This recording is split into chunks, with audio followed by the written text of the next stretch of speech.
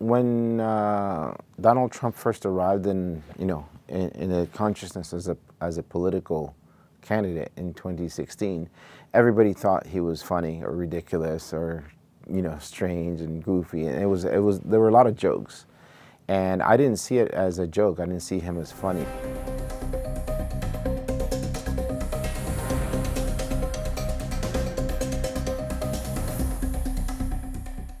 My name is Idel Rodriguez. I am an artist and a writer. I'm originally from Cuba, and I left for the United States as a young boy. One of the first things that Donald Trump said was that the press is the enemy of the people. That's something that Fidel said. That he banned the press in Cuba. When Trump encouraged people to attack his enemies, at rallies and things like that, that's what Fidel Castro did in the Cuban Revolution. So it immediately woke me up to realize that history is repeating itself. Le 6 janvier 2021, des partisans de Donald Trump ont pris d'assaut le Capitole. Ils contestent les résultats de l'élection présidentielle, donnant Joe Biden vainqueur. 5 personnes ont trouvé la mort. So I felt it was so important. I needed to give it a very big spread. It's also a mirror of the first spread of the book, which is Cuban rebels attacking the capital of Havana. In January also, it happened in Cuba. So I have these two moments that are very important in my life, that affected my life. And that was the idea, is to really compare that left-wing dictatorships and right-wing dictatorships are the same thing, They're dictatorships. And I see what happens to a country when you do that. So that's what happened in Cuba. There was a revolution, they took over, and they haven't given up power in 60 years, and there haven't been any elections in 60 years.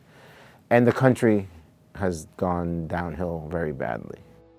Dans cette autobiographie, Idel Rodriguez livre ses souvenirs d'enfance et son exil aux États-Unis.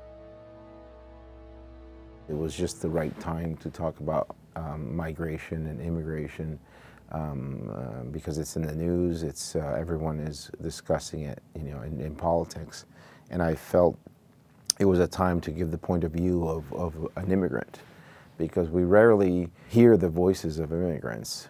We complain about them. We say they're at the border or they've arrived on boats, but no one ever asked them the reasons why, and I felt I had a lot of information to share.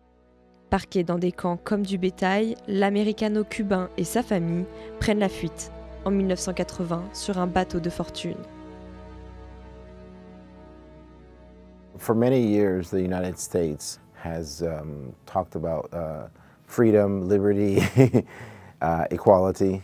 America is the land of immigrants and the best place on the planet, and like what I was taught and what my father believes, then I really think that you need to make extra effort to actually make that come true. The fact that I live in a country now where about 45% of the people think fascism is okay, a lot of people are concerned because they have thought in the past that we were going to move past this. Minds have already been changed. So, for example, there are a lot of Republicans now that are voting against him and voting for Kamala. She's getting a lot of votes from people that are not crazy.